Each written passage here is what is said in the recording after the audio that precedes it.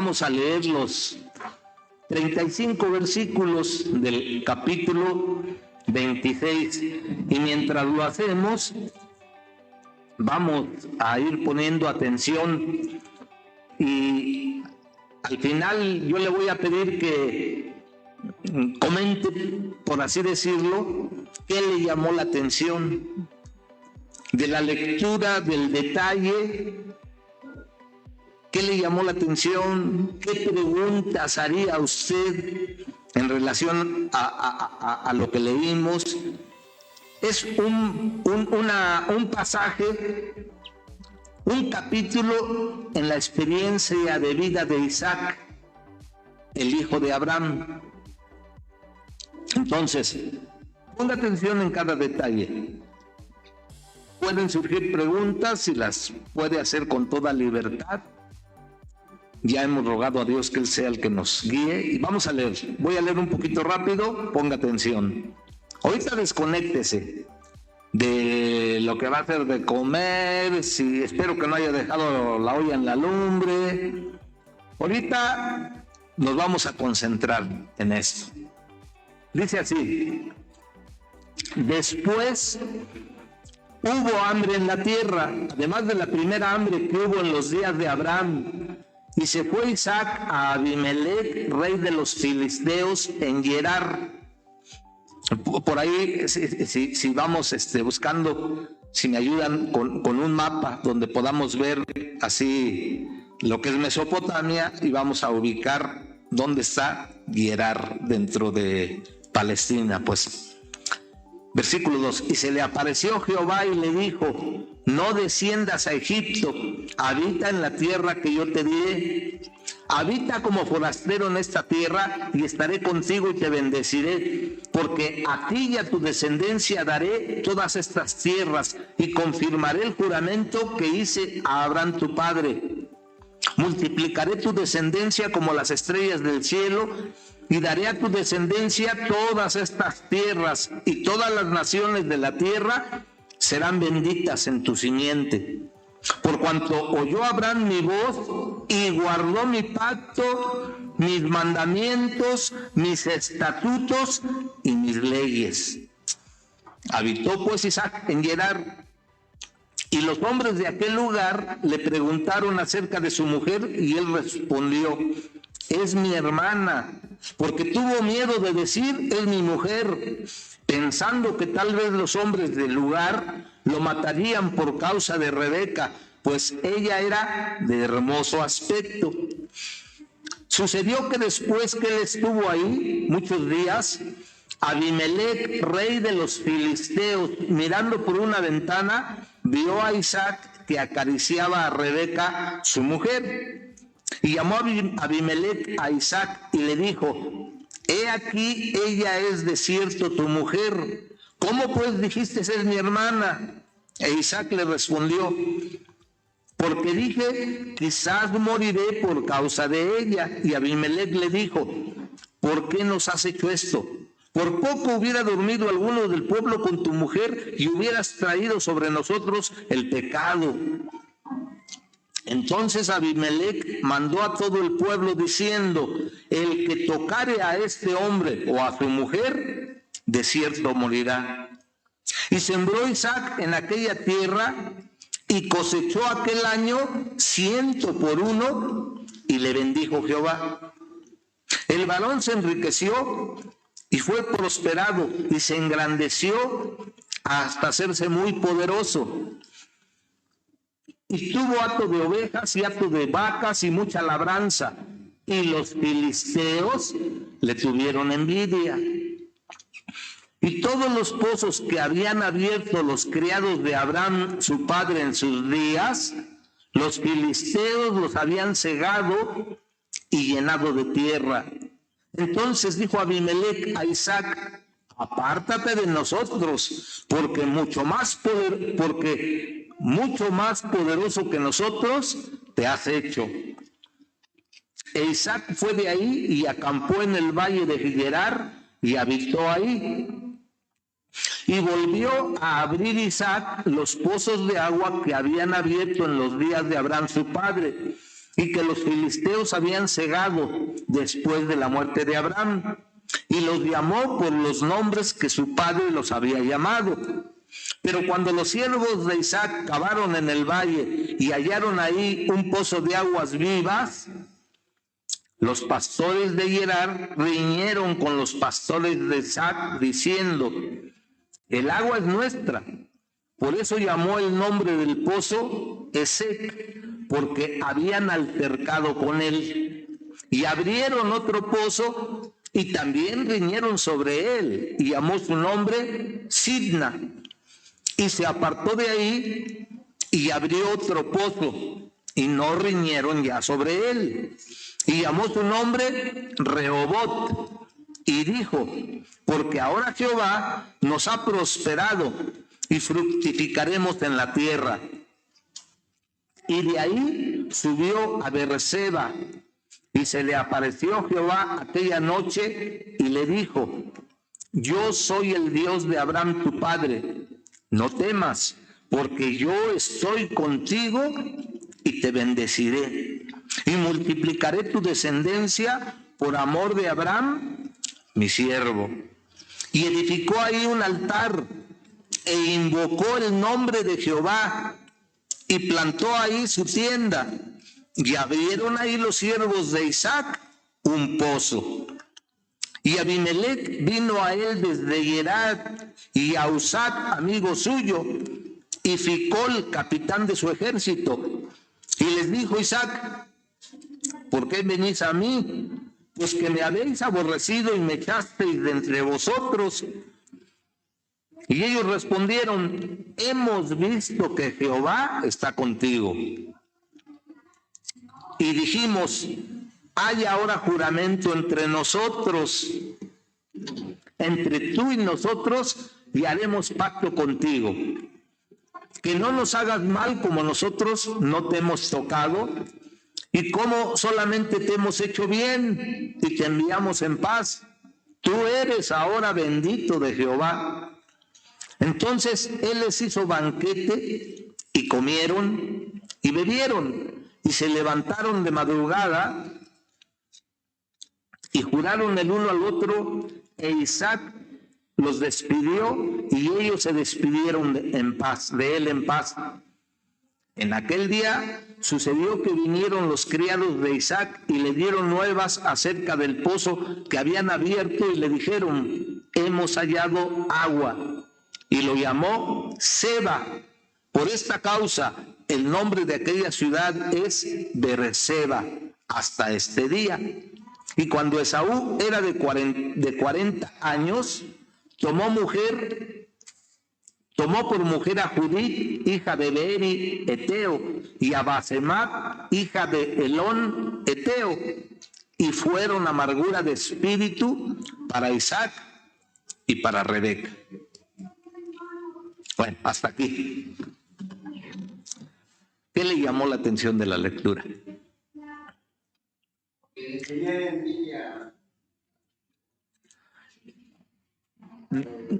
¿Por qué tenían envidia? Porque vieron que prosperaba. ¿Ustedes creen que vivimos tiempos diferentes? Es más, dice usted: en esta crisis voy a hacer algo para llegarme unos poquitos recursos y empiezo a vender cualquier cosa. ¿Así de fácil? Yo he visto cómo gente que hizo así, se le acercan otros y los amenazan y los golpean. Esta es mi zona. Si no pasa eso y usted es prosperado, ¿qué van a decir los que tienen comercios o que están vendiendo también? Le van a tener envidia. Le van a tener envidia. No está haciendo usted nada malo. Y sin embargo, así es la gente. Es más, no lo digo yo, lo dice la Escritura, lo dijo el Señor Jesús.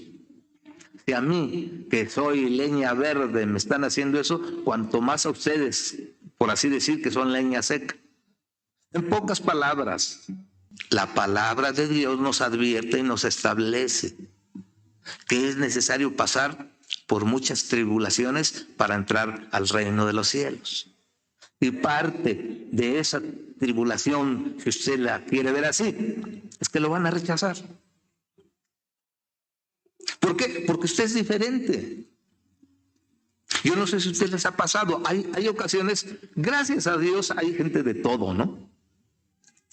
Y muchas veces en los trabajos, gracias a Dios hay gente que a usted le cae bien, que Dios le da gracia y les cae bien. Pero va a haber otros que sin conocerlo les va a caer mal. Y peor cuando lo conocen. Y no estoy hablando de porque usted sea malo, al contrario. Porque usted no participa de sus conversaciones de doble sentido. Porque usted no dice malas palabras para decirse que usted apesta y se lo hacen ver. Les cae mal. Porque usted es diferente. Porque, fíjese, no usted. Sí usted, pero no usted. Me va a entender. Cuando digo no usted, no es usted en sí, sino es la luz que usted tiene dentro. Porque al fin y al cabo, usted con esa conducta es como Abraham. Y ahorita vamos a ver por qué lo bendijo Dios a Abraham y por qué esa bendición viene a Isaac. Guardó sus mandamientos, sus estatutos, sus leyes y sus preceptos. Usted está buscando hacer la voluntad de Dios. Usted sabe que la palabra de Dios dice que no debemos de decir malas palabras. Usted sabe que Dios tal vez ya lo sacó de todo ese ambiente, de todos esos aspectos que no le agradan a Dios. Usted no es perfecto, pero se está esforzando por hacer la voluntad de Dios. Y eso implica que si usted ya recibió a Cristo como Señor y Salvador, el Espíritu Santo vino a morar dentro de usted. Usted trae esa luz. ¿Y sabe qué es lo que hace la luz? Evidenciar a las tinieblas. Entonces, aunque usted no se lo proponga sin intención y sin nada, usted es algo que los evidencia. Hay gente que dice 5 palabras y 3 mínimo son blasfemias. Pero usted no dice eso. Ya Dios, o sea, me está evidenciando que Él es limpio y yo sucio. Pero no le pasó eso lo mismo al Señor Jesús. Dice aquí que la luz vino al mundo. Pero los hombres amaron más las tinieblas que la luz. ¿Por qué? Porque sus obras eran malas. ¿Me está entendiendo? Es parte de lo que tenemos que asumir. Gracias a Dios, no toda la gente va a actuar así. Habrá algunos que así actúen, pero pues es parte de lo que yo tengo que asumir. Dice que no nos hagamos al mundo. Porque el Señor nos sacó de ahí. Y el Señor está trabajando, buscando hacer una obra en cada uno de nosotros, si se lo permitimos. Y hay principios que debemos, que debemos decidir asumirlos o no. Y va a seguir cayéndoles mal a otros. Porque no va a faltar alguien que dice, oye, porque tú eres diferente. Entonces, ahí ya da pie a hablar de Cristo. Y el Señor dice que el que, ay, se me van las palabras, les digo la idea, a ver si ahorita viene, pero dice, el que me confiesa delante de los hombres, qué hermoso, ¿no? Fíjese, el Hijo recomendándonos con el Padre. En los cielos, allá está sucediendo eso. No es esto teoría, es una realidad. Estamos hablando en el ámbito espiritual y son palabras de Cristo, no son mías.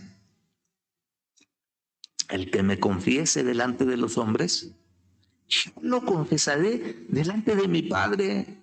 Pero si no lo confesamos delante de los hombres, por temor por prejuicio, porque no me vayan así de plano, me estoy sintiendo que no me aceptan. Y luego, bueno, si eres cristiano es parte de lo que implica hacerlo. Muchas veces, aunque no quieras evidenciarte, te vas a evidenciar. De modo que si alguno está en Cristo, nueva criatura es. Las cosas viejas, y aquí Dios está haciendo nuevas cosas cada día, porque el que comenzó en vosotros la obra, la perfeccionará hasta el día de Jesucristo. ¿Y cuál es la meta? Hasta que todos lleguemos a la estatura del varón perfecto. ¿Quién es el varón perfecto? Dios está formando el carácter de Cristo en nosotros. ¿Cuánto dura eso? Toda su vida. Toda su vida. Porque algunos de nosotros no somos tan facilitos, no somos tan blanditos. ¿Qué pasa cuando la carne está dura? Tiene que llevar más tiempo de cocimiento. Y algunos no somos carnita. Y no lo digo por la edad, no lo digo, no. Lo estoy diciendo porque sabemos quiénes somos. Nos sale el apellido, póngaselo. Aunque no diga amén. ¿Qué somos nosotros?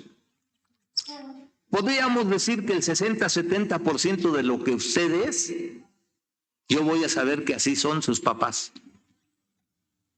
Y cuando yo platique con sus papás, voy a saber que el 60-70% de lo que ellos son eran de los abuelos. Y así me voy. Claro, poco a poco nosotros mismos vamos, eso que heredamos del seno de la familia, de cómo son. Yo, además, para conformar mi personalidad, le voy a poner mis añadiduras, lo que a mí me gusta, cómo me gustaría ser, etcétera, y ya voy a hacer lo que yo soy como persona. Pero innegablemente que tenemos un sello. Los identificamos, no solo por los rasgos físicos, que normalmente es así. Se parece a fulano, se parece a... Mira, son así, porque traemos ya de herencia eso. Heredamos buenas cosas. Y es que hay en el seno familiar buenas cosas. Y si no, para eso precisamente lo escogió Dios a usted, porque ahora a usted le toca romper el molde y empezar a sustituir eso que no era muy bueno por los principios, por los mandamientos, por los preceptos y por los estatutos de Dios. Y por eso está aquí, para aprender de la palabra y decidir, porque nadie lo va a obligar a ajustarse a sus principios, porque al final ellos son vida.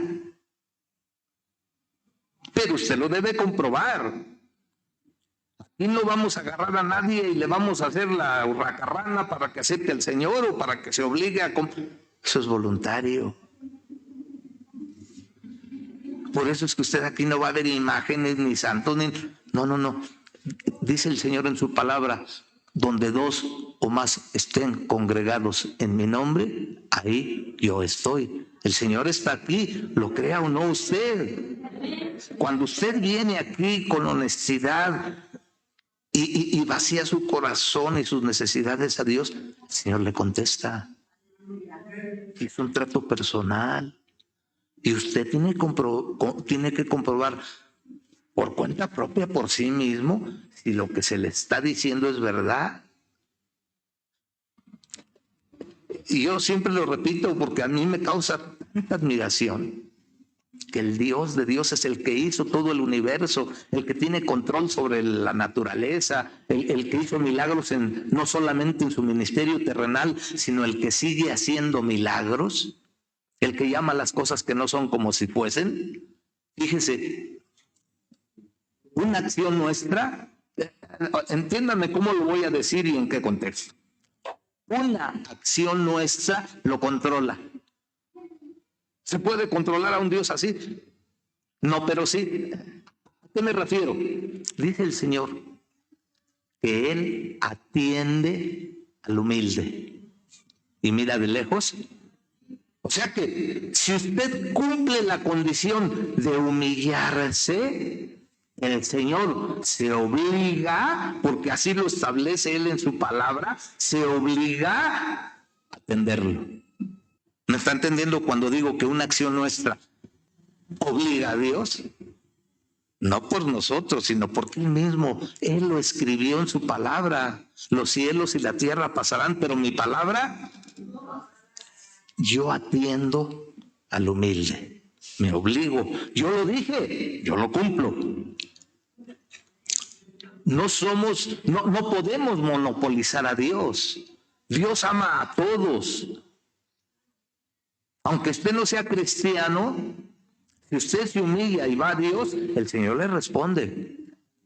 No estoy hablando de salvación. La salvación es otro aspecto dentro de ese trato con Dios. Y Dios quiere que usted sea salvo. Él ya hizo su parte. Envió a su Hijo. Y el sacrificio de Cristo sigue vigente. Más en estos tiempos que estamos viviendo, los últimos tiempos.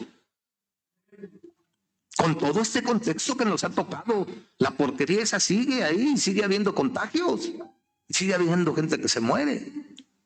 Entonces, créame que estamos en el lugar adecuado, porque el propósito de estar aquí es buscar de Dios y buscar asegurar. Nadie tiene la vida asegurada. El propósito de Dios al usted estar aquí es que esté preparado, y si tiene que arreglar sus asuntos, arréglelos. Mientras hay vida, hay oportunidad.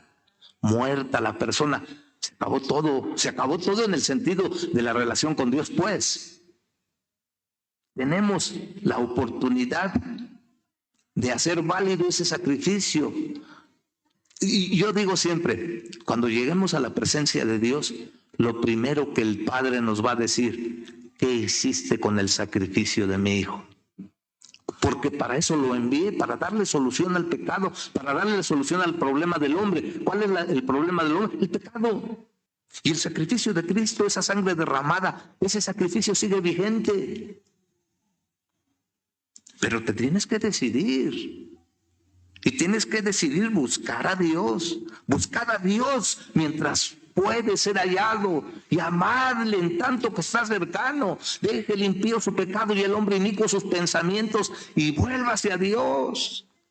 Y el Señor es pronto a responder. Si tus pecados fuesen como la grana, vendrán a ser como blanca lana. Si fuesen como el carmesí, vendrán a ser como la nieve. Eso es lo que dice su palabra. Sigue vigente. Dios sigue llamando. En el contexto en el que estamos viviendo, son siempre asuntos de decisión, pero hoy más que nunca. Con todo, la palabra de Dios nos establece que la apostasía ya está. Dice aquí la palabra, y lo estamos viendo: el espíritu del anticristo está sobre esta tierra. Si bien en toda la historia de la humanidad ha habido pecado, pero hoy es el cúmulo de pecados. Había siempre habido homosexualismo y desviaciones, desde Sodoma, Gomorra, ya lo vimos todo eso. Pero ahora está al límite. Es satánica esa ideología de género. Y como multitudes se están doblegando ante el engaño. El Señor nos dice que Satanás es mentiroso y padre de mentira, y no vino sino para matar, robar y destruir. Y eso es lo que está haciendo. Están volviendo a la gente engañando. ¿Cómo se dejan convencer? O sea, la palabra es clara: o naces hombre o naces mujer. De todas las porquerías, al final están destruyendo al hombre. Sí, la marcha del orgullo gay, pobre gente, en el fondo esconde esa tristeza de ellos. Cuando uno llega a hablar con ellos, de ellos mismos dicen: nadie nos acepta, ni nosotros mismos nos aceptamos. Pero han sido engañados. Platique con esa gente y está una serie de por eso hasta le ponen LGBT. Cada una de esas letras tiene un significado complejo, torcido, retorcido, y la gente cae en eso y se deja engañar. Ahora comprendemos cómo ese ser ¿Engañó también a una tercera parte de ángeles? Esto no se equivoca. Y se los está envolviendo. Ese espíritu del anticristo está ahí. No solo en eso. Es satánica esa ideología de género. Sigue teniendo control sobre las drogas, sigue sobre las adicciones de todo tipo. Porque todo eso postran a la gente. Dejan de ser humanos. Les quita la imagen y semejanza con lo que fueron creados y los distorsiona y pasan a ser peor a veces que animales, y ahí uno los ve tirados y otros consumidos en esas adicciones y pierden la vida, el sentido, el propósito de la vida y destruyen no solo a ellos, sino a su entorno, a su familia, a los hijos, a todo. Tengo que decir, les estoy lavando el coco, les estoy diciendo, pues, en estos tiempos ya toda mi argumentación, si no la dijera, ustedes la están viendo y la están viviendo. Y todavía mucha gente se empeña en seguir en su posición y no abren su corazón ni se doblegan. Muchas veces, aunque usted no lo crea, Dios permite la enfermedad con propósitos. Porque hay gente tan dura, tan necia, que solamente permitiendo que se enfermen es una oportunidad para que solamente así puedan alzar la vista ahí en la cama y dirigirse a Dios y sentirse limitados. Y entonces, gracias a Dios, algunos doblegan las manos, se humillan y entonces Dios se obliga a atenderlos. ¿Me está entendiendo? Así somos. Cuando tienen la oportunidad de ser el factor de cambio que Dios quiere utilizar para bien de Él, para bien de su familia, para bien de su entorno, para hacer el vínculo a través del cual Dios quiere entrar a los corazones de su familia, de los que están viviendo en ignorancia o en cuestiones equivocadas. Cuando viene lo espiritual, hay gente que está dispuesta a matar creyendo que le hace un servicio a Dios. Cuando no se detiene a examinar si lo que cree es válido, si se ajusta a lo que Dios ha establecido, porque para eso fue escrito este libro. Y es, entre comillas, recién que ya se permite leerlo, porque antes hasta eso les prohibían leerlo. Lámpara es a mis pies tu palabra y lumbrera a mi camino, dice el rey David. Isaac recibió herencia buena de Abraham, pero también recibió herencia mala de Abraham. Primero Dios escogió a Abraham y Dios aceptó y hizo un pacto. Y dice la palabra, y Abraham creyó y le fue contada por justicia. Ese mismo principio sigue abierto. Usted ha oído hablar de Cristo. Cada fin de año celebramos su nacimiento. Cada marzo, abril, la llamada Semana Mayor, celebramos esa llamada Semana Santa y se rememora la pasión y todo lo que vino a hacer Cristo en su ministerio. Pero igual, unos toman eso toda la semana, otros lamentablemente han sido enseñados de esa manera y agarran varas y se golpean y creen que por ir en procesión y caminar ya con martirizar su cuerpo, cosa totalmente opuesta, con eso ya van a purificarse. Aunque es lo más burdo, pero es lo más fácil.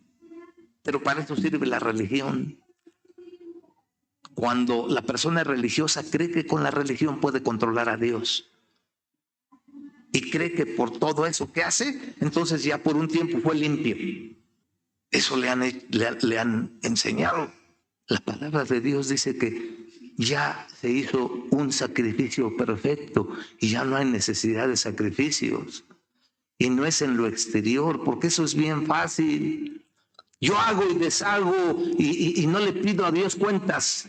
Yo sigo siendo el rey y todas las cosas las hago a mi manera. Al final viene Semana Santa, agarro mis varas, me golpeo y todo, y creo que con eso ya purifiqué lo que hice. Bueno, y después de eso, pues vuelvo a salir para llenar el costal. Después voy ante una sotana y vacío el costal. Y salgo ahí y otra vez hago lo que se me pega la gana y otra vez vuelvo a llenar el costal. Y así me la llevo, porque así me están entendiendo para qué sirve la religión. Supuestamente uno es el que tiene control de Dios y Dios es el que me tiene que servir. Porque yo haciendo eso ya Dios está obligado a perdonarme. Para eso me golpeo y me hago. Todo eso es tontería. No hay conversión. La palabra de Dios no nos da indicación de nada de eso. Al contrario, nos dirige a que hay principios por los que nadie puede pasar por alto. La paga del pecado es muerte. Merecemos morir, pero el Señor envió a su Hijo a tomar nuestro lugar y que aceptemos su sacrificio y que decidamos seguirlo. Y entonces Él se encarga de que ese sacrificio se aplique a nosotros. Si ponemos nuestra fe en Él y en ese sacrificio, dice, como Abraham creyó, depositó su fe y le fue contado por justicia. Sucede lo mismo con nosotros. Por fe aceptamos ese sacrificio. Por fe aceptamos que Cristo vino a tomar el lugar que nosotros debíamos de tomar. Y que ahora, Señor, yo quiero ya no ser el mismo. Quiero que me perdones, yo reconozco que te he ofendido. Y ahora quiero morir a mi vida antigua y nacer a una nueva vida. Y empezar a guiarme por respetar tus principios. Y entonces sucede eso que dice, de modo que si alguno está en Cristo, nueva criatura es. Pero se necesita hombría para eso. ¿Qué cuesta? Sí. Lo que vamos a recibir está incidiendo en que nosotros estamos decidiendo dónde vamos a pasar la eternidad. Dios ha dado la solución. Depende de nosotros si la tomamos o no. Les digo, y lo repito, cuando lleguemos a la presencia de Dios, el Señor lo primero que va a decir, ¿qué hiciste con el sacrificio de mi hijo? Innegablemente, pues si a él le costó lo más que todo lo mejor que él tenía. O sea, a ver, despréndase de un hijo, déjelo que crezca y observe cómo lo martirizan, cómo él da amor, bendición y recibe rechazo y recibe traición y recibe todo eso. Y peor, cuando él clamó en la cruz, el Padre tuvo que voltear el rostro y abandonarlo porque estaba en juego nuestra salvación. Él lo tenía que rechazar para que se cumpliese lo que él había establecido. Isaac recibió todo eso de Abraham. Él fue el continuador de ese pacto que Dios hizo con Abraham. Y aquí vemos que le repite, así como le dijo a Abraham, yo voy a hacerte numeroso, como las estrellas del cielo, como la arena de la mar. Y a través de ti vas a ser tú de bendición a todo el mundo. Fruto de eso es que estamos aquí, porque nosotros estábamos ajenos al pacto y a la promesa. El pacto y la promesa fue para el pueblo de Israel, pero porque el pueblo falló. Entonces la misma escritura ya decía, pueblo que no era mi pueblo, y entonces vino la salvación a nosotros, que no éramos judíos, que éramos gentiles. Y sigue, estamos en la dispensación de la gracia, en lo que la escritura establece, la dispensación del tiempo de los gentiles. Y estamos ya por cerrar ese capítulo. ¿Por qué? Porque vienen las etapas. El anticristo, todo lo que está aquí escrito, todas las profecías que por miles de años habían sido escritas se han cumplido al pie de la letra. Y estamos en vísperas de pasar a otra etapa, cuando se cumpla el tiempo de los gentiles, cuando todos aquellos que abran su corazón y reciban a Cristo y decidan pasar a ser parte de la familia de Dios, se va a acabar la oportunidad y entonces vienen las otras etapas, el anticristo, todo ya está preparado. El rompecabezas nada más le faltan una o dos piececitas. Isaac recibió todo eso de Abraham. Ahorita abundamos más. Muchos han dicho que precisamente por lo que hizo Isaac, dicen que una de las cosas que mejor hizo fue abrir pozos. Que de hecho este capítulo habla específicamente de eso. Y es sobre todo en el contexto, más ahora lo estamos viendo. Me refiero al contexto en el sentido de abrir pozos porque en ese tiempo, desde hace miles de años, sobre todo en esos lugares que son más desérticos, abrir un pozo es algo sumamente valioso. De entrada, ¿qué representa el agua? La vida. Usted puede durar sin comer muchos días, pero sin tomar agua. Después de los 3 ya empiezan los problemas. Y hay gente que no toma agua. Aún las recomendaciones que nos hacen. Por eso, ¿de qué se van a lubricar los órganos internos? Muchas veces tomar agua le evita enfermedades, ayuda a purificar los riñones y todos los órganos, pero no toman agua. Eso sí, ¿cómo les gustan las aguas negras? Somos uno de los consumidores a nivel mundial, los primeros en tomar esas porquerías. Pero no entendemos. Lo han predicado aquí nuestros hermanos. A ver, tómese su agua negra y vaya al baño. ¿A poco orina del mismo color? ¿Verdad que no? Porque ya sufrió todo un proceso de filtración y un sinnúmero de cosas complejas. El organismo humano es algo maravilloso. Pero nosotros lo echamos a perder. Y luego le venimos a reclamar a Dios, ¿por qué me enfermo, Señor? Con la Coca-Colota ahí, ¿no? Ya me estoy desviando. Isaac recibió entonces buenas cosas de Abraham. Una de las cosas buenas es que Abraham era un hombre de levantar altares o de abrir pozos. ¿Para qué sirven los altares? No estoy hablando de los que ponen en las esquinas para que no tiren la basura. Ya me entendieron, no digo más. Un altar es, llamémosle así, un monumento, un algo que establece un referente. Cuando Dios contestaba una oración de Abraham o le ayudaba en una adversidad o en un conflicto con las tribus de alrededor, que Dios obraba en él como recuerdo para que no se me olvide lo que Dios ha hecho en mi vida, voy a levantar un altar.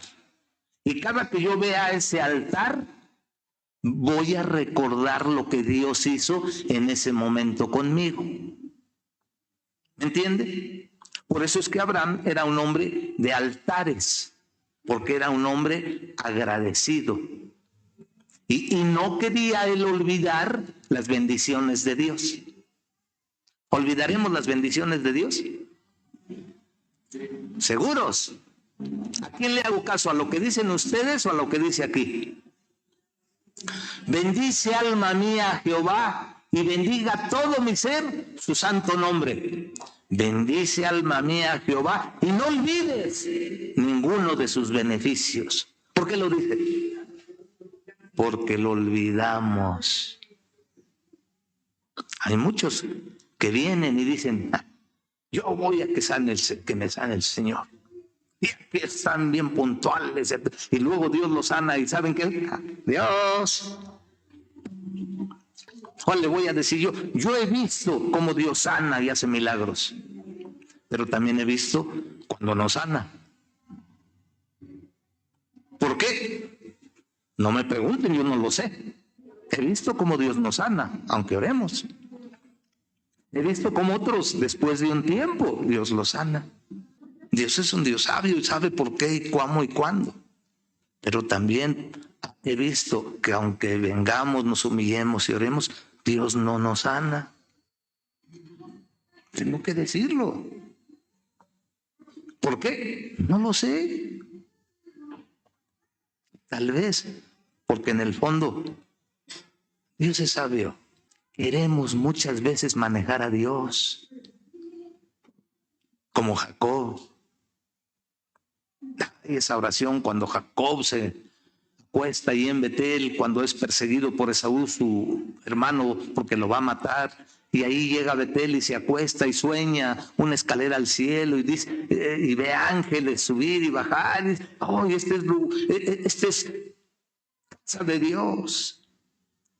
Y después de esa visión, precisamente por el contexto que estaba viviendo, le dice a Dios, Señor, yo que me quiero humillar delante de ti y te quiero hacer un acuerdo contigo. Si tú vas conmigo a donde yo voy y me cuidas y me traes con bien y me bendices, entonces yo te voy a adorar y te voy a dar el diezmo de todo lo que gané. ¡Ah, qué oración aparentemente tan espiritual! Era una oración condicional.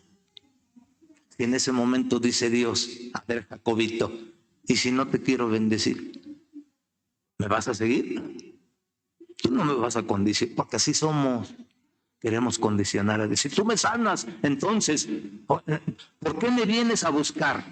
¿Para que te sane, te bendiga y te dé? ¿O me vienes a buscar porque es lo que yo pido, que me ames y me conozcas? ¿Te sane o no te sane? Porque lo que quiero yo arreglar en tu vida es establecer dónde vas a pasar la eternidad, porque en eso consiste todo. Dios no manda a nadie al infierno. Cada uno de nosotros escogemos ir allá. El Señor ahí está, ya vio la solución. Y muchas veces queremos manejar a Dios. ¿Por qué viene usted a la iglesia? ¿Para ser bendecido? Está bien. Eso es lo que quiere Dios. Por convenenciero. Suena feo, pero es aplicable. Yo sí vengo porque me conviene estar bien con Dios. No todo eso. Pero al final, ¿por qué viene? ¿Para no irse al infierno y ir al cielo? Pues sí, también en parte eso, pero no es lo esencial. Lo que Dios quiere establecer, lo esencial es que dice, esta es la vida eterna, que te conozcan a ti. O sea, tú tienes que venir a buscar entablar una relación con Dios y conocerlo como, no solamente como Salvador, sino como Señor. Y eso implica que Él va a ser tu amo y tú vas a ser tu esclavo. Pero te tienes que someter, porque ese es el problema del hombre. No queremos someternos. ¿Entienden ahora por qué la religión es manejable? Porque la religión quiere tener control de Dios. Yo sigo haciendo mi vida y no tomando a Dios en cuenta de lo que hago. Y al final, cuando voy a Él tiene la obligación de perdonarme y orar en mí, porque así me han enseñado. Eso es religión, querer tener el control de Dios. El plan de Dios no es ese. El plan de Dios es que nosotros nos sometamos a Dios y lo reconozcamos como Señor y Salvador. Para eso estamos aquí. Mire, se tiene que pagar un precio. Pero cuando nosotros hemos experimentado a Dios, su presencia, su bendición, lo que Él es Dios, vale la pena. Vale la pena pagar el precio. Isaac recibió entonces de Abraham esa enseñanza. Por eso él o levantaba altares o habría pozos. Porque al fin y al cabo, ¿qué sale del pozo? Y el agua, ¿qué función tiene? Tiene la vida. No solo para nosotros, sino para regar los vegetales y que también den fruto y nos alimenten. Y también los animales tienen que tomar agua. El agua es la vida.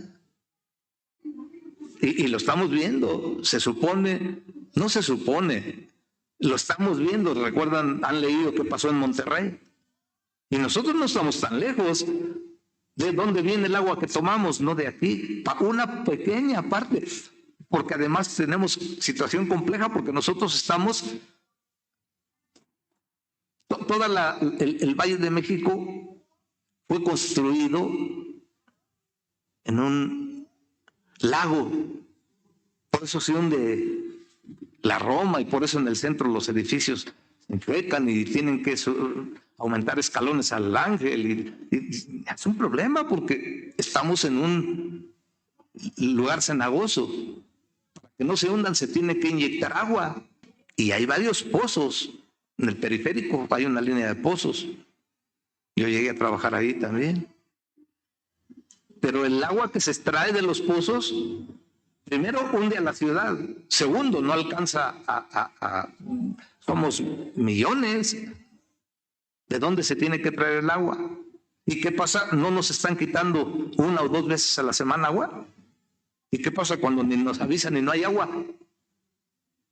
El día que verdaderamente no hay agua, va a haber al vecino que lo ama y se lleva bien, se va a pelear con él por la cubetita de agua.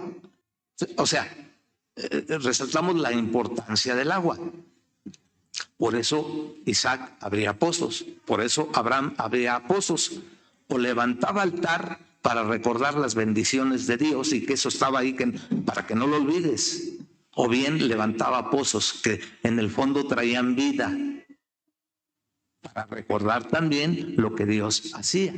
Entonces, en ese sentido, eso que heredó de su padre son buenas cosas, porque él continuó el pacto que hizo Abraham.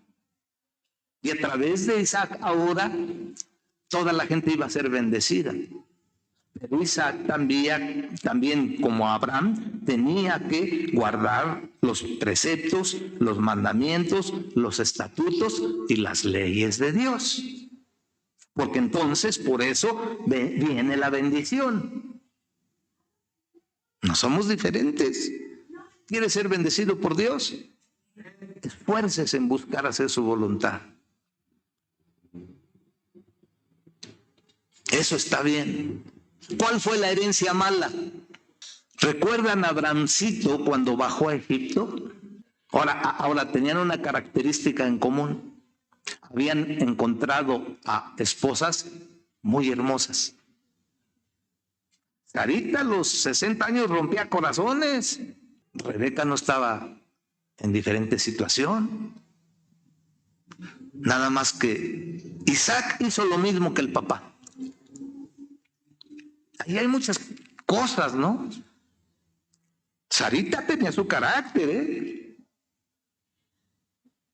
Y cómo de todos modos se dio ante... Pues no sé si se pusieron de acuerdo o cómo, porque el hecho de que tanto Abraham como Isaac dijera, no es mi mujer, es mi hermana, pues ya habría ahí posibilidades. ¿Recuerdan qué le dijo aquí Abimelech? ¿Cuál fue el reclamo a Isaac? O sea, tú nos estás poniendo en peligro, porque tú dijiste que no era tu mujer, sino tu hermana. Entonces cualquiera va a querer tener relaciones con ella. Y entonces vas a introducir el pecado. Y entonces Dios, donde hay pecado, establece disciplina y va a venir la disciplina de Dios. O sea, el inconverso, el que no tenía una relación personal con el Dios vivo y real, el único Dios verdadero, como la tenía Isaac, el que no conocía a Dios, fue el que le enseñó al que conocía y le, ¿cómo dicen? Le corrigió la plana. Porque estaba exponiendo a su esposa. Ahora sí que el que no Conocía a Dios y no tenía temor de Dios, tenía más valores o valores más elevados que el que lo conocía. ¿Cuántas veces a nosotros nos sucede? ¿Me entienden? Entonces, esa fue una mala herencia. La aprendió de su papá. Ahora, Dios había hecho un pacto con él, papá, y ahora vuelve a aparecerse a Isaac y le recuerda ese pacto y que él es el continuador de ese pacto. Y dice, yo te voy a dar esta tierra por heredar, como lo prometí a tu padre. Y vas tú a hacer bendición para los que te bendigan y maldición para los que te maldigan. Tú vas a ser el continuador del pacto. Y dice que Dios lo bendijo. De ahí la envidia. Eso es innegable. Mucha gente, sin que tú lo sepas, te tiene envidia, te tiene coraje, te observa. Si eres bendecido, si no eres bendecido. Cómo te comportas, qué haces, cómo te vistes, qué tienes. Porque incluso la envidia no es no tener. Porque hay muchos que tienen y de todos modos son envidiosos. La envidia sabe qué es ver que otro tenga más que tú. Entonces envidias. Es un sentimiento fruto de la carne. Ahí en Gálatas lo establece. No los quiero evidenciar, pero si yo les dijera, levante la mano el que no haya experimentado la envidia, si hubiese alguno que levantar, ese es un mentiroso. Todos hemos experimentado la envidia. Lo que sucede es que la envidia vuela alrededor de nosotros, pero no hace nido en nosotros. Y nosotros tenemos la voluntad de desecarla, ¿no? Yo sí siento envidia, pero no tengo por qué sentir envidia. Yo mismo me limito y quito eso de mí. Ahí si usted sí lo permite. Porque entonces, si usted lo permite, va a formar parte de su persona y se va a convertir en una fortaleza y lo va a dañar. Hay muchos pecados de la carne que están ahí, pues. Dicen un autor con mucha razón, tú no puedes impedir que las aves ronden alrededor de ti. Lo que sí puedes impedir es que hagan nido en ti. Sucede lo mismo con esos sentimientos. Llegan a ti, pero tú los desechas, a menos que les des cabida. Y entonces van a pasar a formar parte de tu persona. Es más, hasta te vas a distinguir. Ahí viene el enojón. ¿Por qué dice uno eso? Porque el enojón ya forma parte de esa persona. Ahí viene el enojón, ahí viene el enojón. ¿Qué hace usted cuando va a una tienda y lo tratan mal? ¿A dónde vas? Voy con los enojones. ¿Y por qué vas? Pues porque no hay otro lugar, ni modo. Te tratan, si te vengo a comprar, no te vengo a... Y tiene uno que ir porque pues no hay otra. Pero hasta decir, voy con los enojones, ya sabemos a dónde va. Porque ya dejaron eso ser parte de su persona. Y se van haciendo fortalezas en uno. Y forman parte de tu personalidad.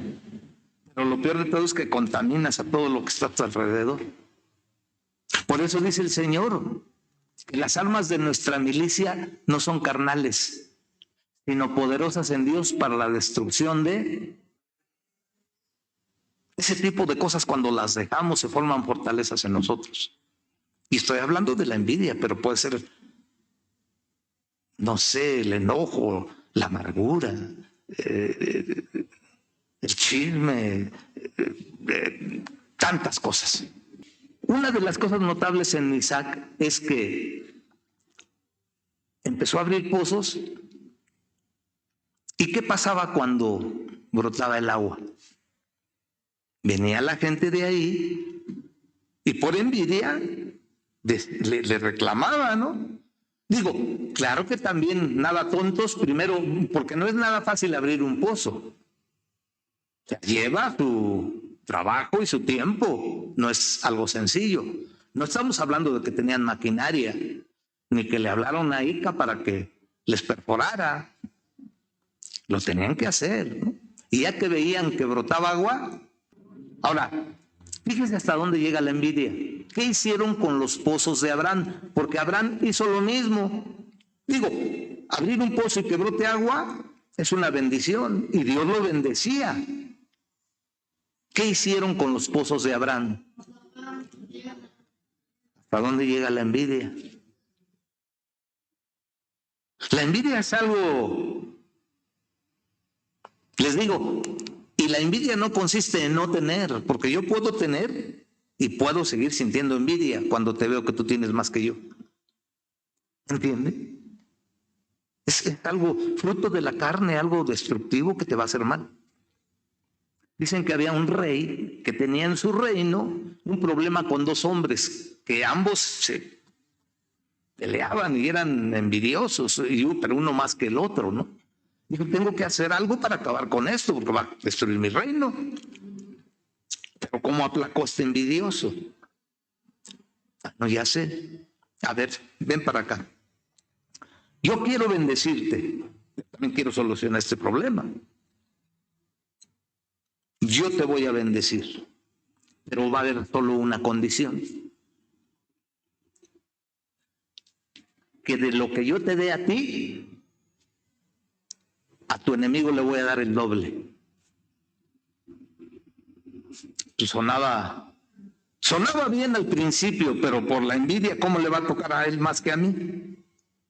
Aunque la bendición nada te va a costar. Si es la envidia, ¿cómo va a tener ese más que yo? Entonces piénsalo. Piénsalo en qué quieres que yo te bendiga y mañana vienes y me dices. No durmió, ¿cómo va a tener ese más que yo? A ver, ya.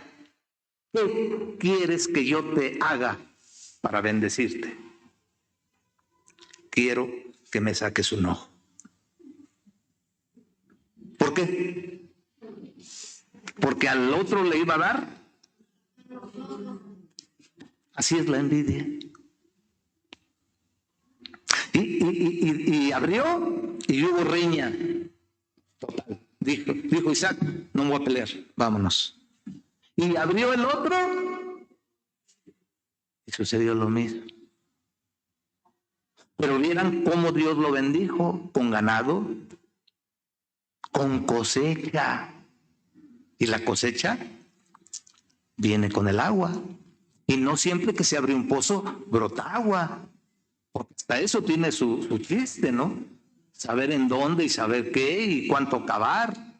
Nada más que como Dios estaba con Isaac, lo bendijo. No es fácil aceptar eso, ¿no? Porque es injusto, ¿cómo? De acuerdo, ya una vez, pero ya dos. Y sin embargo, Isaac no se desanimó. A pesar de su trabajo, de su esfuerzo y de ver fruto en ese esfuerzo, y después que vengan y te lo quiten así nada más porque sí. Y no nada más una vez, sino dos. O sea, la adversidad estaba ahí, pero no se dejó vencer. No seáis vencido de lo malo, sino vence. Sí saben los principios. Lo difícil es ponerlos por obra, ¿no? Peor cuando sale la carne. ¿Qué es eso de la carne? Pónganle, sale el apellido, pues. Para que no me pregunte. Sí me entendió, ¿verdad? Que si le entendí, hermano, dirán algunos. Amén. Este amén salió del corazón. Y le puso los mismos nombres que Abraham, porque Abraham también se enfrentó a lo mismo. Pero Dios lo bendijo. Bueno, lo bendijo a tal grado que no solamente creció en ganado, en cosecha. ¿Cuánto levantó? A ver si pusieron atención. 100 por 1. O sea, él sembró 1 y recogió 100. Esa fue la bendición fructífera de Dios, pero trajo más envidia. Sin embargo, nada tonto Abimelec. Primero lo corrió de ahí. Yo no sé si él, pues, todo ahí, ¿no? Estás causando problema con mi gente, mira, y más cuando pues eres bendecido. Mejor vete de aquí. O lo corrió en pocas palabras. Se dio cuenta que Dios, ese fue el detalle. Él y los que estaban con él se dieron cuenta que Dios estaba con Isaac. Y entonces ahí sí, ya le pensaron, ¿no? Porque el día que, si estamos viendo lo que hace Dios con él, el día que a ese Dios se le ocurra establecer justicia, no nos va a ir bien. Sí, dice el versículo que se hizo poderoso. Se hizo poderoso. Y ellos lo notaron. Así es la gente. Cuando te ve débil, cuando te ve que no puedes, cuando sabe que es más fuerte que tú, ¿cómo te trata? Pero cuando cambian las cosas, fíjense, Abimelech lo corrió y le dijo y todo. Y cómo llega en los versículos 28 en adelante. Dice, hemos visto cómo Jehová está contigo y dijimos, ahora hagamos juramento entre nosotros. O sea, vamos a hacer las paces con él, no se nos vaya a voltear y nos va a ganar. Que no, dice el 29, que no nos hagas mal como nosotros nos hemos tocado. Bien diplomático ahí ya cambió Abimelech, ¿verdad? No te hemos tocado, pues si me corriste. Y como solamente te hemos hecho bien, ¿cómo no? Y te enviamos en paz. Tú eres ahora bendito de Jehová. Eso es lo que los hizo ver, porque el día que Dios, si Dios con nosotros, pero se requiere que tú cumplas tu parte. Dios cumple su parte, eso es innegable. Pero tú eres fiel. Dios no busca perfectos porque no los hay. Bueno, aunque, híjole, a mí me da risa, somos tan ocurrentes porque hay padres que les ponen a su hijo perfecto, como nombre, perfecto y todo. Bueno, si nosotros nos esforzamos por buscar hacer la voluntad de Dios, Dios responde. Bien diplomático, Abimelech, no te hemos hecho nada, te hemos estado tan bien. Aquí lo importante es la conducta de Isaac. Innegablemente que, bueno, así somos, nos las vamos guardando, ¿no? Me corren, me cerraron, se aprovechan de los pozos que abrí, se las vamos guardando. Que no debe ser así, pues, pero así es la naturaleza humana. Lo bueno de Isaac es que actuó de una manera como Dios quería que actuara, cosa que a veces nosotros no lo hacemos. Porque ¿qué hizo Isaac? A ver, Abimelech, no te hagas, si tú me corriste y ahora me dices que me trataste bien y que buscabas mi bien, a ver, Abimelech, no hizo nada de eso. ¿Qué hizo? Los invitó a comer. Les preparó algo agradable. Y entonces hizo un pacto con ellos. Un pacto de no agresión, por así decir. Porque los otros vieron que este ya se había hecho poderoso y decididos. Se nos iba a voltear la cosa. Nada tontos, ¿no? Además de que habían visto que Jehová estaba con él y lo había bendecido. Yo no sé si por ahí se enterarían, a lo mejor, porque por allá, porque así son en los pueblos, ¿no? No se sabe nada, pero ya todos lo saben. Nadie ve, pero todos ven por la rendija lo que pasa. Y se dice y se corre la voz. Se me hace que vamos a aprovechar. Vas a ser de bendición para los que te bendigan. Nos conviene estar con el bueno. Mire, y ni se la crea, porque no es por usted. Es lo que dice y se cumple aquí la palabra. Si usted tiene a Cristo, no es perfecto, sino es un hombre esforzado. Dios le dijo a Josué, solo te pido que te esfuerces. Si usted cumple con eso, verá que Dios lo va a ver. Es más, así como Abraham e Isaac fueron bendición para los que estuviesen alrededor, párese usted en un puesto, pida un tamal. El puesto estaba vacío y nadie llegaba. Usted llega y empieza, y llegan 4, llegan 5, y usted ya bendijo al del puesto. No es por usted, es por Dios que lo ha prometido. Y usted se convierte en bendición para ellos, porque ese es el propósito. De tal manera amó Dios al mundo que ha dado a su Hijo unigénito para que todo aquel que en él cree no se pierda, mas tenga vida eterna. Ese sigue siendo tan actual ese texto, y Dios quiere cumplirlo. Cuando usted comparte el Evangelio, cuando usted da su testimonio de lo que Dios ha hecho por usted, cuando usted da de gracia lo que de gracia ha recibido, usted cumple con lo que Dios dice, y Dios a través de usted bendice a los demás. Obsérvelo. Por eso le digo, yo sí lo he observado, y no soy yo. Es Dios a través de mí, es Dios a través de usted, y no por usted ni por mí, por Dios. Y usted bendice a los otros. Y se levantaron de madrugada y juraron el uno del otro, e Isaac los despidió, y ellos se despidieron de él en paz. Y en aquel día sucedió que vinieron los criados de Isaac y le dieron nuevas acerca del pozo que habían abierto, y le dijeron: hemos hallado agua. ¿Qué clase de agua? Si ustedes pusieron atención, a ver, no aquí, bueno, en la lectura, ¿qué tipo de agua? Agua viva. ¿Qué significa eso? Miren, en aquellos lugares hay 2 maneras de allegarse el agua. Una es haciendo cisternas en donde acumulan el agua de lluvia,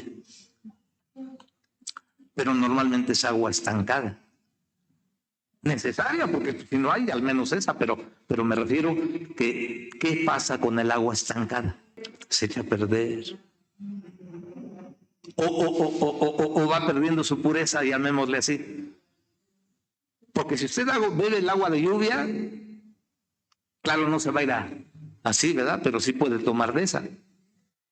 Y mientras no se mezcle con gases o con cosas, pues es de la más pura.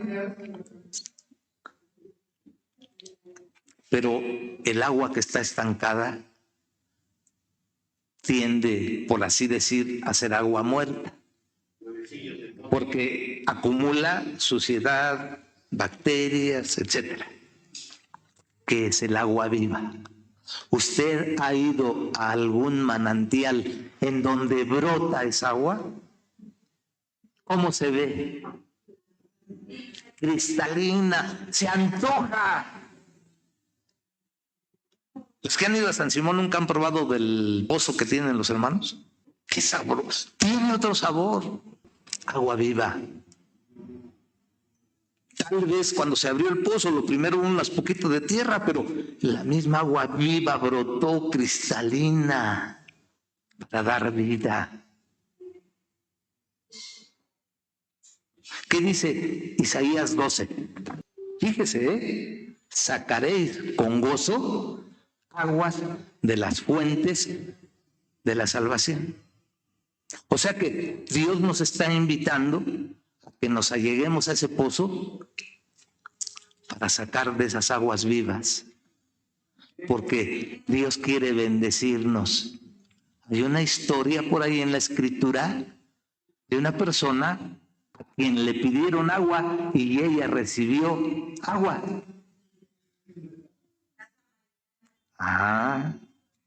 ¿Y dónde estaba la samaritana? ¿En qué pozo? Del pozo de Jacob. Era la hora sexta. ¿A qué horas? Las 12.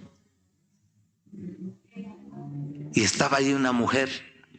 ¿Por qué a las 12? Si las 12 es la hora donde más calor hay, ¿no?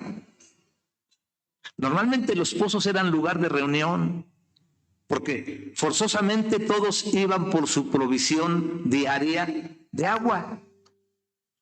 y luego ahí se juntaban con la conocida, con todos, se saludaban, se comentaban, ¿cómo estás? Mira qué pasó, mire. Era como que un lugar de cierto contacto social. En el pozo, Isaac encontró esposa. En el pozo, Moisés encontró esposa. Y podemos ir haciendo, el pozo era algo importante porque pues de ahí emanaba la vida, digámoslo así. Y diario se tenía que ir por esa provisión de agua. Y dice la palabra que a las 12, y esto se hace temprano porque allá son lugares calurosos. Tempranito se madruga y entre más, al que madruga, y eso no viene en la Biblia, pero sí, como lo dijimos, de otra manera sí viene. Pero eran las 12 del día cuando más calor hay. ¿Por qué iba a esa hora la samaritana? Pero no era el motivo. Normalmente las mujeres son tan consideradas entre ellas que no critican a nadie. ¿Qué dirían de ella? ¿Cómo la trataban? Había motivos. ¿Cuántos maridos había tenido? Si no es que 6, y el que tenía ahora tampoco era su marido. ¿Qué le estás viendo a la samaritana? La quitamaridos tal vez. Nadie la quería. Por eso tenía que ir a la hora que nadie iba por el calor. Sin embargo, encontró un varón ahí en el pozo que le dijo: dame de beber. A ver qué sucede. Primero que nada, judíos y samaritanos no se tratan. Hay toda una historia atrás. Los samaritanos son parientes de los judíos. Pero hay todo un antecedente que ahorita estaría bonito un día verlo, pero no hay tiempo. Judíos y samaritanos de entrada no se tratan. Primero. Y luego que un hombre le hable a una mujer y luego samaritana, peor tantito. Es más, vamos a leerlo. Juan, léanmelo, yo no veo bien. Pues mejor yo lo leo. La mujer samaritana le dijo: ¿cómo tú, siendo judío, me pides a mí de beber, que soy mujer samaritana? Porque judíos y samaritanos no se tratan. Dice ahí que los mismos discípulos dijeron: ¿y ahora? De entrada se ve mal que un hombre aborde a una mujer y luego samaritana. Jesús mismo. Todo judío, incluyéndolo a él, cuando iban a subir a Jerusalén, tenían que pasar por Samaria. Para no contaminarse, rodeaban la ciudad y subían a Jerusalén. Pero ahora, él fue. Dice la Escritura, le era necesario pasar por Samaria. ¿Por qué le era necesario? Porque iba en busca de una mujer pecadora. Juan 4, ¿verdad? Porque no leo bien. La mujer samaritana le dijo: siendo judío me pides a mí de beber, que soy mujer samaritana, porque judíos y samaritanos no se tratan entre sí. Respondió Jesús y le dijo: si conocieras el don de Dios y quién es el que te dice dame de beber, tú le pedirías a él y él te daría agua viva. La mujer le dijo: Señor, no tienes con qué sacarla y el pozo es hondo. ¿De dónde pues tienes el agua viva? ¿Acaso eres tú mayor que nuestro padre Jacob, que nos dio este pozo del cual bebieron él, sus hijos y sus ganados? Respondió Jesús y le dijo: cualquiera que bebiere de esta agua volverá a tener sed. Mas el que bebiere del agua que yo le daré no tendrá sed jamás, sino el agua que yo le daré será en él una fuente de agua que salte para vida eterna. La mujer le dijo: Señor, dame esa agua para que no tenga yo sed, ni venga aquí a sacarla. Jesús le dijo: ve, llama a tu marido y ven acá. Respondió la mujer y dijo: no tengo marido. Jesús le dijo: bien has dicho, no tengo marido, porque 5 maridos has tenido y el que ahora tienes no es tu marido. Esto has dicho con verdad. Y le dijo la mujer: Señor, me parece que tú eres profeta. Nuestros padres adoraron en este monte y vosotros decís que es en Jerusalén el lugar donde se debe de adorar. Jesús le dijo: mujer, créeme que la hora viene cuando ni en este monte ni en Jerusalén adoraréis al Padre. Vosotros adoráis lo que no sabéis, nosotros adoramos lo que sabemos, porque la salvación viene de los judíos. Mas la hora viene y ahora es cuando los verdaderos adoradores adorarán al Padre en espíritu y en verdad. Porque también el Padre tales adoradores busca que le adoren. Dios es espíritu y los que le adoran en espíritu y en verdad es necesario que le adoren. Le dijo la mujer: sé que ha de venir el Mesías, llamado el Cristo. Cuando Él venga, nos declarará las cosas. Jesús le dijo: yo soy el que habla contigo. En eso vinieron los discípulos, etcétera, etcétera, etcétera. Muy bonito todo, como para otra predicación, ¿no? Pero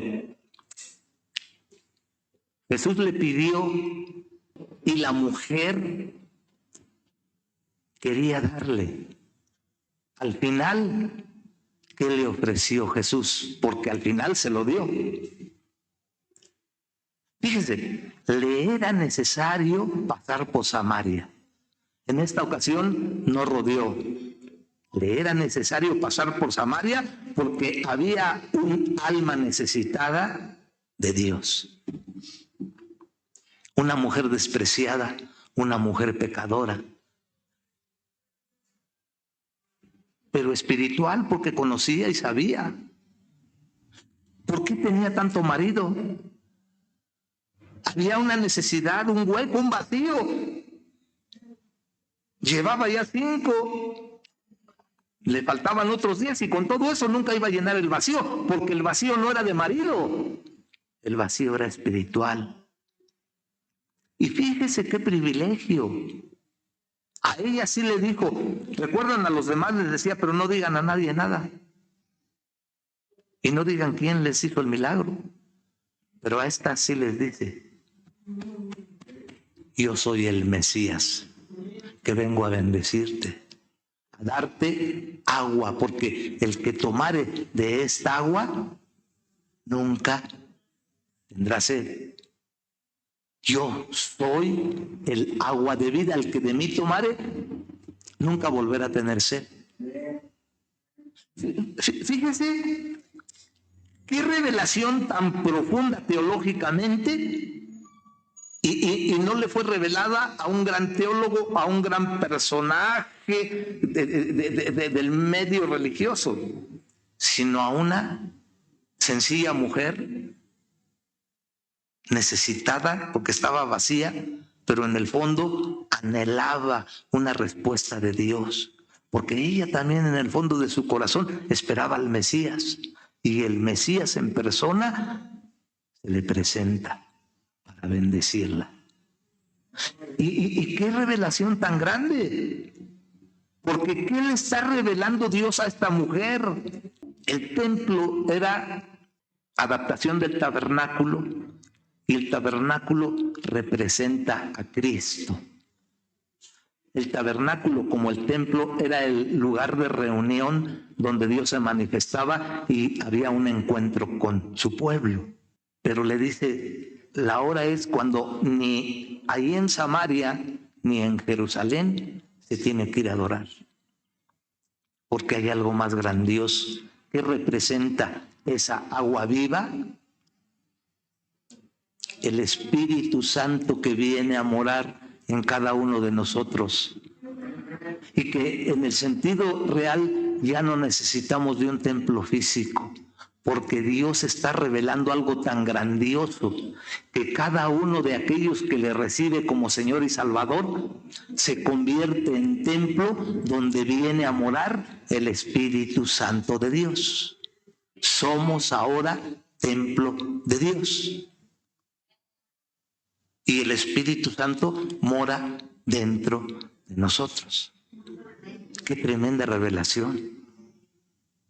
En el Antiguo Testamento, en esa dispensación, el Espíritu Santo entraba y salía de la gente. Había gente tan consagrada que buscaba tanto a Dios que el Espíritu Santo permanecía en ella. Pero el Espíritu Santo no habitaba en ella, entraba y salía.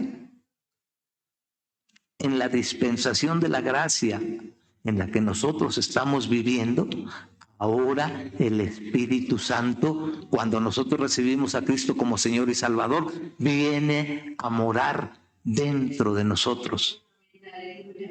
¡Qué tremendo!